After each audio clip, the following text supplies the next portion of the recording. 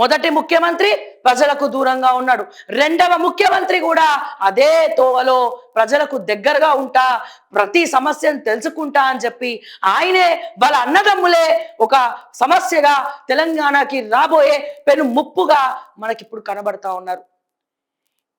సరే, కొన్ని BJP party ఉంది, మరి బీజేపీ నాయకులందరూ గ్రౌండ్ లో ఉంటారు, ప్రజా సమస్యలు తెలుసుకుంటారు, ప్రజల పక్షాన మాట్లాడతారు, కొట్లాడతారు, గలమెత్తుతారు, ప్రశ్నిస్తారు అని చెప్పి బీజేపీ వైపు చూస్తే కాషాయం కండువ, గుళ్ళు, విగ్రహాలు పగలగొడతారు తప్ప మన మనసుల్ని తెలుసుకొని వాళ్ళు గ్రౌండ్లోకి వచ్చి ప్రజా సమస్యల్ని తెలుసుకొని మాట్లాడలేనటువంటి పరిస్థితిలో ఈ రోజున బీజేపీ ఉంది. అంటే ఒకవేళ రేపు పొద్దున మూడోసారి తెలంగాణ రాష్ట్ర ముఖ్యమంత్రిగా ఒకవేళ బీజేపీలో ఎవరైనా ప్రమాణ స్వీకారం చేస్తే వాళ్ళు కూడా ప్రజల మధ్యలో ఉండరా అన్న? దయచేసి క్షమించాలా. చాలా బాధ అనిపిస్తోంది ఈ రోజున, చాలా అంటే చాలా బాధ అనిపిస్తోంది. అడగాల్సినటువంటి, ప్రశ్నించాల్సినటువంటి ఫోర్త్ ఎస్టేట్ కూడా మాట్లాడినటువంటి పరిస్థితి ఈ రోజున. అంటే ప్రతిసారి రేవంత్ అన్న చంద్రబాబు అక్కడికి వెళ్తున్నాడు, ఇక్కడికి వెళ్తున్నాడు, జనాల మధ్యలో ఉన్నాడు, నువ్వు శిష్యుడు అని చెప్పుకుంటున్నావు, మరి ఆయన చూసన్నా ఫాలోగా అని చెప్తే గానీ మా దొర మా రేవంత్ అన్న బయటికి రాడు, గ్రౌండ్లో తిరగడు, మాట్లాడు. ఇది ఎంతవరకు కరెక్ట్ అని చెప్తున్నా. తొలి ముఖ్యమంత్రి అయినటువంటి కేసీఆర్ గారు అంటే తెలంగాణ ప్రజలకు ఎప్పుడు గుండెల్లో చిరస్థాయిగా నిలిచిపోయేటువంటి పేరు. అది 3 అక్షరాల పదం మాత్రమే కాదు, 3 తరాలు కాదు, 300 తరాలు కూడా గుర్తుపెట్టుకునేటువంటి పేరు. అటువంటి పెద్ద మనిషి ప్రజలను కలవకపోవడం అనేది నిజంగా ప్రజల్లో ఉన్నటువంటి ఒక విపరీతమైనటువంటి మనోవేదన. నిజంగానే కల్వకుంట్ల చంద్రశేఖరరావు గారు బీఆర్ఎస్ పార్టీలో కానీ టీఆర్ఎస్ పార్టీలో కానీ పేరు మార్చకుండా ప్రతి ఒక్కరిని కూడా అట్లీస్ట్ ఆయనకున్నటువంటి కొద్ది సమయంలో పోనీ ఫామ్ హౌస్లో ఉంటే ఫామ్ హౌస్కే అందరు వస్తుండే, 1 గంట విజిటింగ్ అవర్స్ పెట్టి కలిసి తెలుసుకొని వీళ్ళ ఎమ్మెల్యేలు ఏ రకంగా దౌర్జన్యం చేస్తున్నాడు. పటంచేరు పోతే గూడెం మైపాల్ రెడ్డి గదే గబ్బు కొట్టే అతన్ని మళ్ళీ తీసుకొచ్చి కాంగ్రెస్లో పెట్టుకోబట్టే. ఈ రోజున ఎవడెవడైతే అవినీతి చేసిందో వాళ్ళందరినీ కాంగ్రెస్ పార్టీ తీసుకోబట్టే.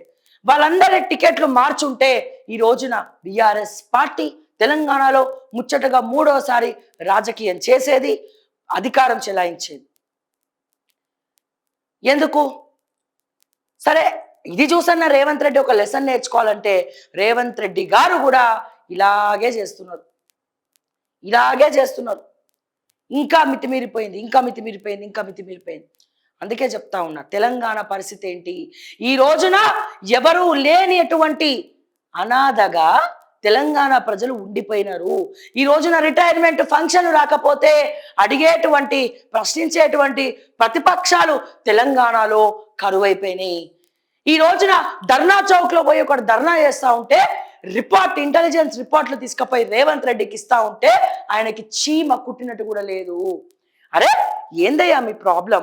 మీరు రండి, మీకు అపాయింట్మెంట్ ఇస్తా, నాతో మాట్లాడండి, ఇగో ఈరోజు డబ్బులు లేవు, దీనికి ఇట్లా ఖర్చు అయినాయి, 1 నెల ఆగండి ఇస్తా అని కూర్చొని మాట్లాడితే, మందు పూస్తే కొంచెం టైం పెట్టి వాళ్ళకి ఇస్తా అంటే వాళ్ళు వినరా? ఒక్కడిని కలవవు. నిరుద్యోగులు అడిగితే లాటరీ చార్జ్, 46 జీవో అడిగితే లాటరీ చార్జ్, ఉద్యోగాలు అడిగితే లాటరీ చార్జ్. దండుపాల్యం బ్యాచ్ లాగా వెనకాల ఒక బ్యాచ్ ని పెట్టుకొని తెలంగాణని నడిపిస్తున్నారు. ఇటువంటి పరిస్థితి వాళ్ళు ఎలా చేశారో మీరు అంతకన్నా దరిద్రం చేస్తున్నారు కదా.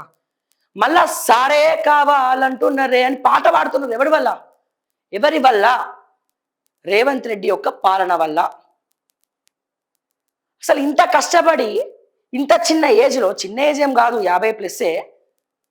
నేను అంటున్నా, కాంగ్రెస్ పార్టీలో అంతమంది సీనియర్లను తల వంచి మెడలు వంచి మ్యాజిక్కులు చేసి, జిమ్మిక్కులు చేసి, పాదయాత్రలు చేసి ముఖ్యమంత్రి పీఠాన్ని కూర్చున్నటువంటి రేవంత్ రెడ్డి గ్రేటే, బరాబర్ గ్రేటే. కానీ నువ్వు ముఖ్యమంత్రి ఏం చేసినావు? బూడిదల పోసిన పన్నీర్ అయింది నీ జీవితం. ఎందుకని? తెలంగాణ ప్రజలకి కన్నీరే మిగిల్చినావు.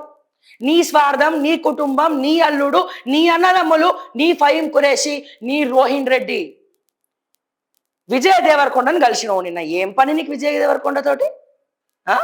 ఏం పని? నీకు సినిమా వాళ్ళతో ఏం పని? వాళ్ళు చెక్కులు ఇస్తే కూడా ఆ లెక్కలు చెప్పాలా మీరు? వరద బాధితులకు ఇవ్వమని చెప్పి చెక్కులు ఇస్తే ఏ ఒక్క వరద బాధితులను ఆదుకుంది మీ కాంగ్రెస్ ప్రభుత్వం? పక్కన ఉన్నటువంటి పిఏలు ఎటువంటి దౌర్జన్యాలు చేస్తున్నారో కూడా తెలుసుకోలేనటువంటి నువ్వా తెలంగాణ రాష్ట్రంలో ఎక్కడేం జరుగుతుందో తెలుసుకుందాం అనుకుంటున్నావు రేవంత్ అన్న? ఈ రోజున ప్రజల వల్ల గోడ ఎవరికి చెప్పుకోవాలో అర్థం కావట్లే. బ్లాక్మెయిల్ చేస్తారు చాలా దగ్గర. ఎక్కడ పడితే అక్కడ రౌడీగిరి, గూండాగిరి, లా అండ్ ఆర్డర్ అన్ని శాఖలు తీసుకొచ్చి మీ దగ్గర పెట్టుకున్నావు. విద్యాశాఖ మొత్తం తగలబడిపోయింది. ఉచిత విద్య అంటే ఎప్పటి నుంచో ఉంది గవర్నమెంట్ స్కూల్. నువ్వు కూడా గదే గవర్నమెంట్ స్కూల్లో షెడ్ కింద కూర్చొని ముఖ్యమంత్రి అయి ఉంటావు. కానీ మా గవర్నమెంట్ స్కూల్ ఇప్పుడు కావాల్సింది కార్పొరేట్ స్థాయి విద్య కావాలా? తెలంగాణ విద్యార్థులకు కార్పొరేట్ స్థాయి వైద్యం కావాలా? ఈ రోజున అవి ఇయ్యరు. ఎందుకన్నా పప్పు, ఉప్పు, బియ్యం ఇవన్నీ ఇయ్యరు.